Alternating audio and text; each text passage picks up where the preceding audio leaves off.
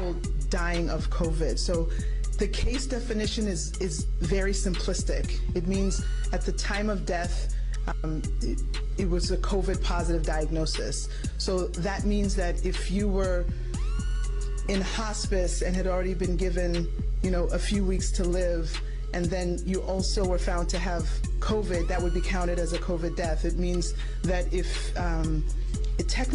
even if you died of a clear alternate cause, but you had COVID at the same time, it's still listed as a COVID death. So everyone who's listed as a COVID death doesn't mean that that was the cause of the death, but they had COVID at the time of death. I hope that's helpful. That doesn't make any goddamn sense. There are other countries that if you had a pre-existing condition, and let's say the virus caused you to go to the ICU and then have a heart or kidney problem, some countries are recording that as a heart issue or a kidney issue and not a COVID-19 death. Right now, we're still recording it, and the great thing about having forms that come in and a form that has the ability to mark it as COVID-19 infection, the intent is right now that if someone dies with COVID-19, we are counting. Hang on! Wake up! Wake up! We shouldn't be learning how not to get caught. We have to take responsibility for our actions. What the fuck are you talking about?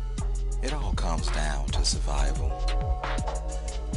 You don't care about the policies, the right or wrong, or what's moral or immoral. All you care about is your job. No wonder why the elite gets away with their crimes. You're a loyal dog to the end.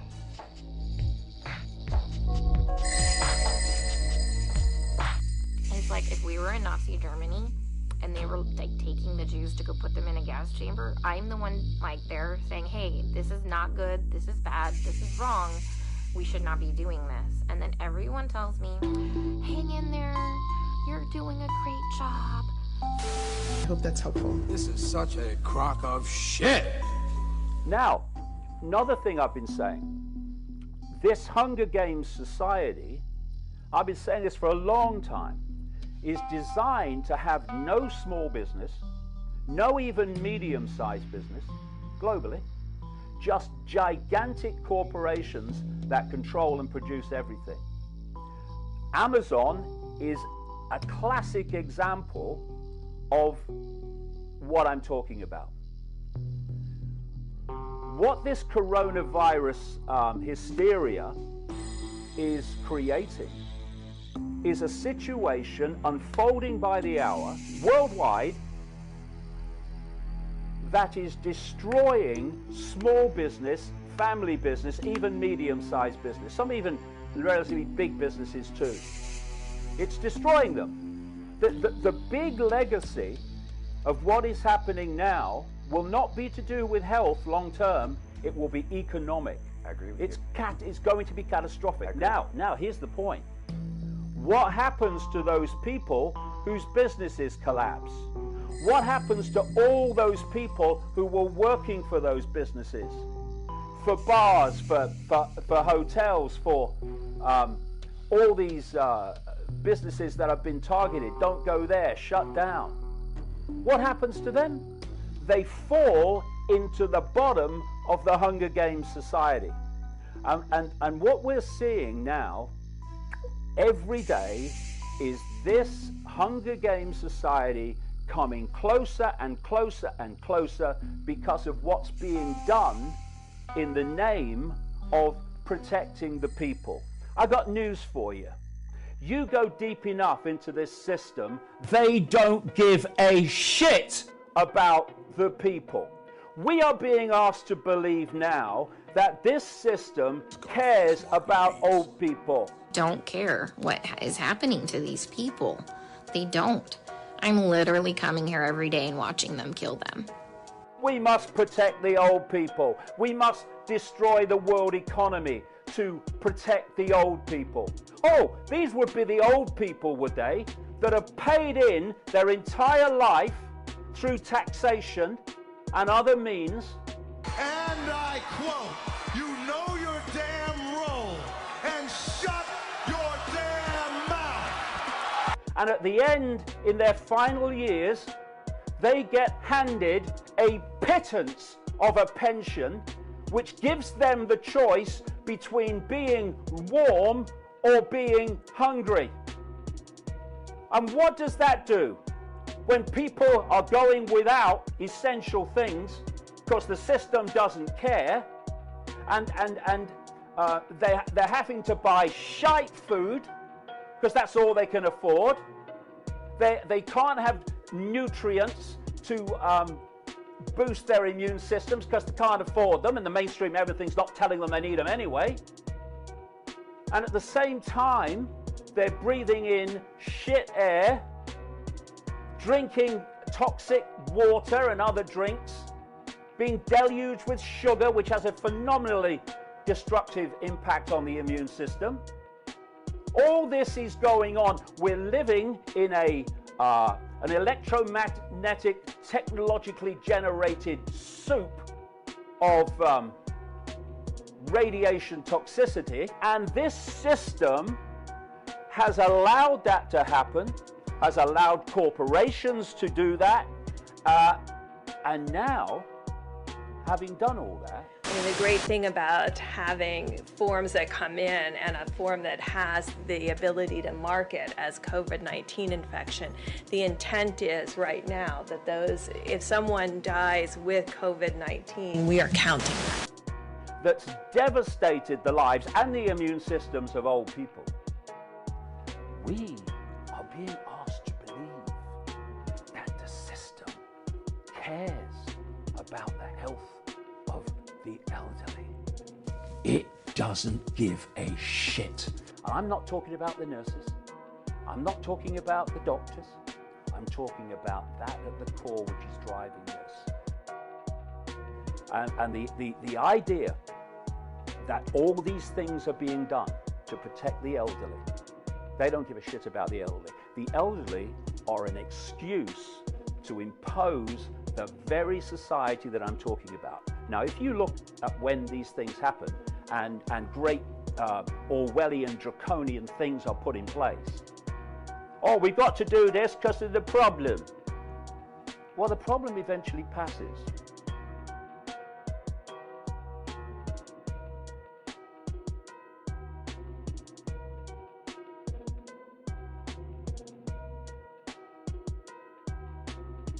This virus will eventually flatten out. But what you see every time, 9/11's a classic, they'll roll back some of it, but not nearly roll back to where it was before. The whole thing's moved on, closer to the Hunger Games society. And then you have the masks. I think you're going to start seeing more effort to force people to wear masks, and that's very possibly coming. Because if I wear a mask, and I mean, I'm talking to you now, and I can see your face, I can see your facial expressions. We're having a connection. We're having an interaction. But if you were wearing a mask and I was wearing a mask, then you can't see my facial expression. I can't see yours. That interaction stops. It's another form of division. And I was watching an interview this week with Dr. Andrew Kaufman, who I, of course, quoted a lot weeks ago, who was talking about masks. And he was pointing out that the pores in the masks are far, far bigger than viral particles. And he was saying to put a mask on, thinking it's going to protect you, or the other person, come to that, is like putting up a ring chain face to stop mosquitoes. It ain't gonna work. Wake up, wake up, wake up! In 2010, the deep state had the Rockefeller Foundation script a plan to introduce martial law and a permanent method for total control of the citizenry. In this plan that they disguised as an academic scenario, as they called it, the method they would use to gain complete prison-like control of the entire population was to infect them with a devastating biological pandemic, and then, under the guise of protecting us from this threat, they would be free to implement their final solution, a prison state. the prison state that they need to keep their grip on power. As usual, the fascists disguise their crimes as helping us. And as is typical of this new type of fascism, they always make the claim that we, the people, are begging them to have more and more control over us. As you watch this video, remember that the deep state concocted this scheme in 2010 as a quote-unquote simulation of what is to come. The following is proof that the deep state is behind these viral pandemics. Absolutely positively, pandemics are now the tool of choice for the fascists, known as the deep state, and the private contractors that they contract these pandemics out to. For the deep state, to make an international pandemic isn't even a high-tech operation, it's a no-tech operation. It's easy.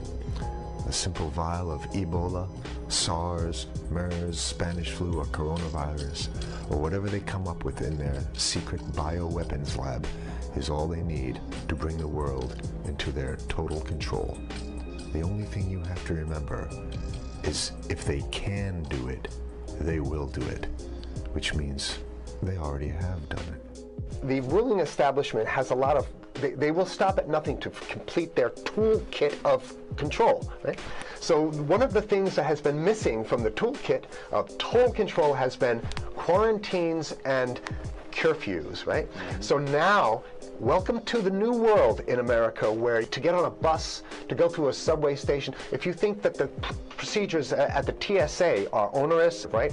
Guess this is coming to a bus depot near you. It's a more invasive way, and the ruling class needs this because, let me say, if the ruling class ever saw wide-scale civil unrest, you'd see an Ebola outbreak in America right away. Okay, so this is, what you see is that Ebola is another tool in the toolbox of the ruling class control. Yeah, to keep down absolutely, repression. positively, 100%. This is a tool. Right. Ebola doesn't just magically start spreading. And then we have this doctors that come back here. The white people, of course, live.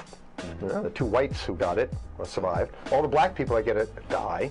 Right? It's very possible that these one of these NGOs over there is going around with a veil of Ebola or spreading it from a small plane onto villages. The point is to get hundreds of thousands of people infected with it and create the next phase of control. Now, one of the things I'd like to show to back up my my claims here. Here's a document from the Rockefeller Foundation.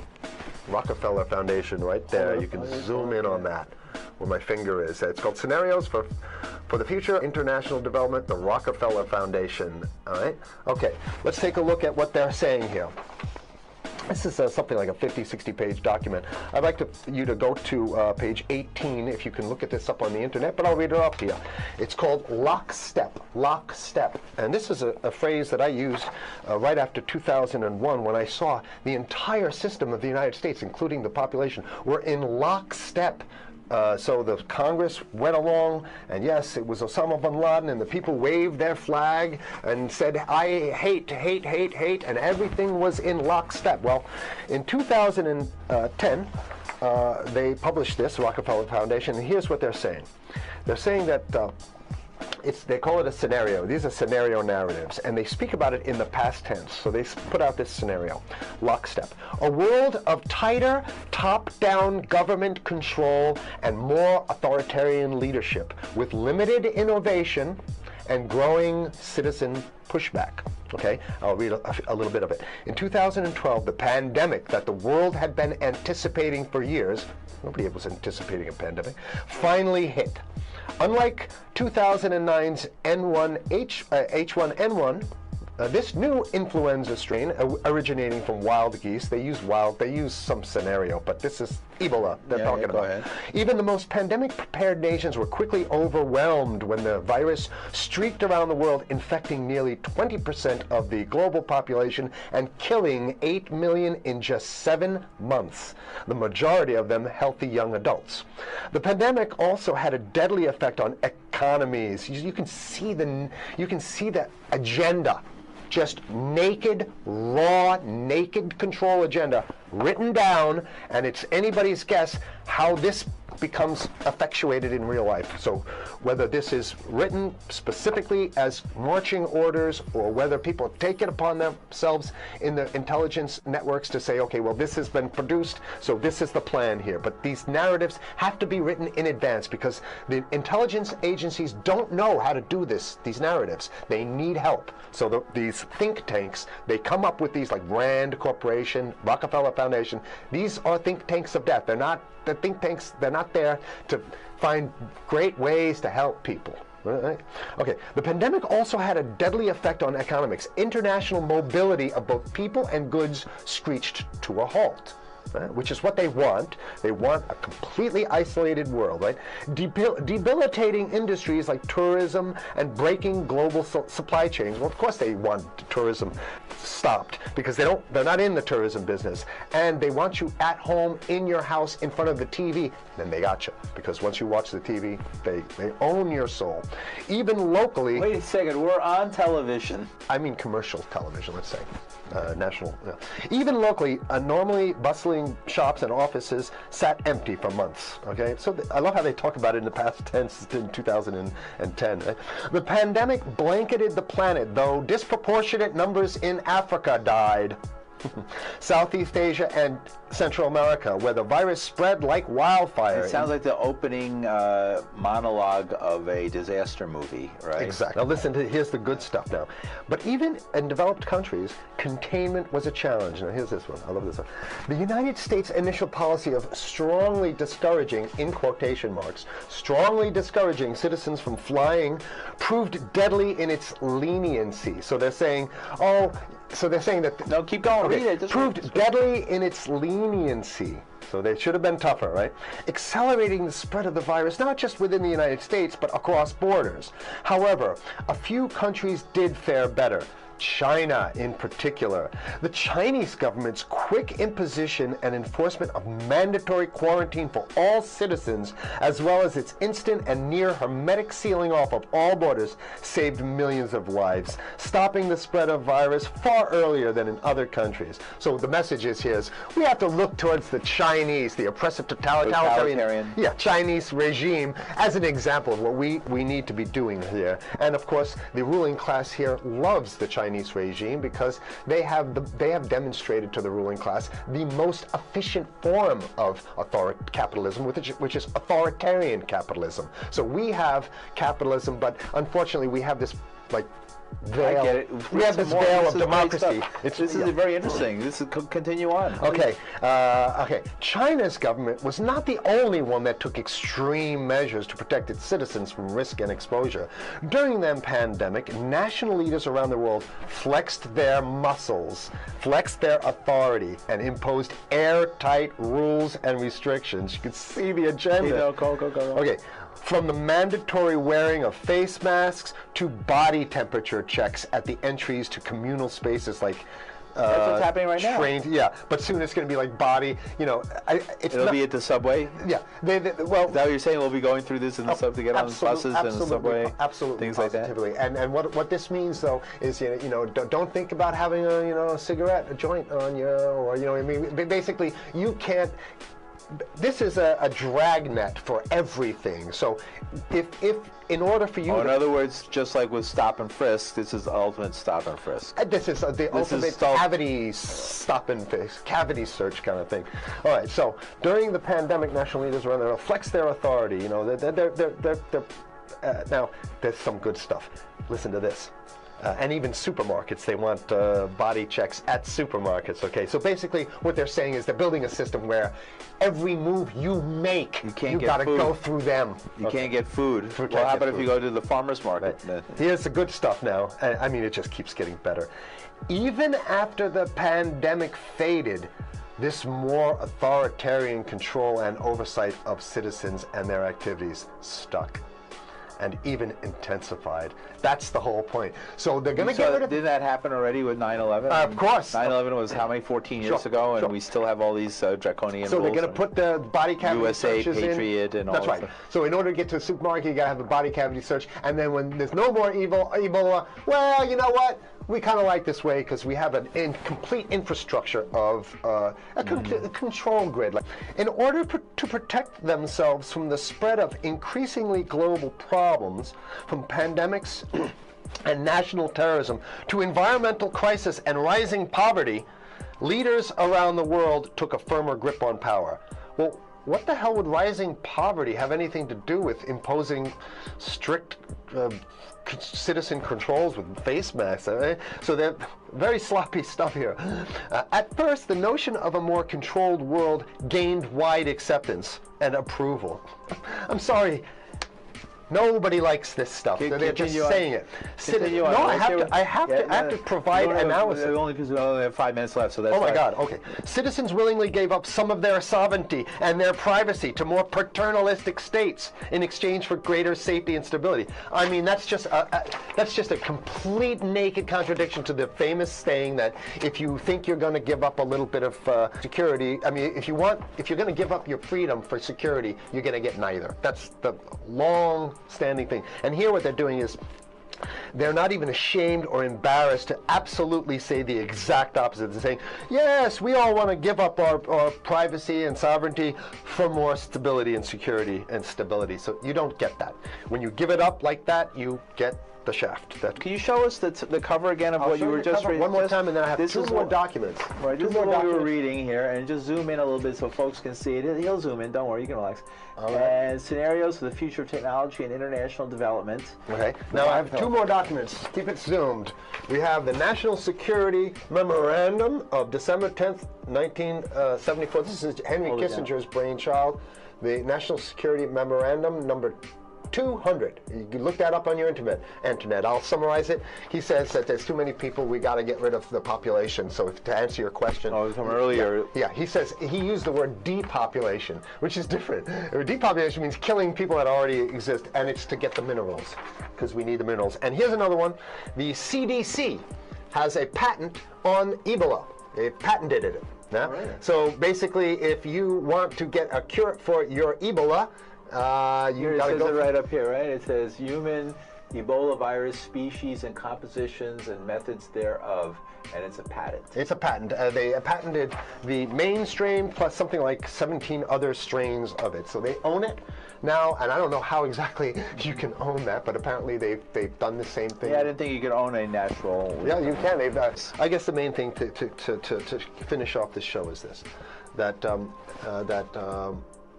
they want to get more control, more and it's going to be curfews and quarantines. So what I'm saying is that unless the American people start to get some new way to revolt, a new way to organize, new way to protest, unless we can break through the apathy, because that's what we have here, then it's going to be a slave state here. The ruling class doesn't seem to have too much resistance. They're getting everything on their Christmas shopping list, and they've been wanting quarantines and curfews for a long time. Now they got it. And if you want to live in a world where you're tricked into all this stuff because it's for your safety, right?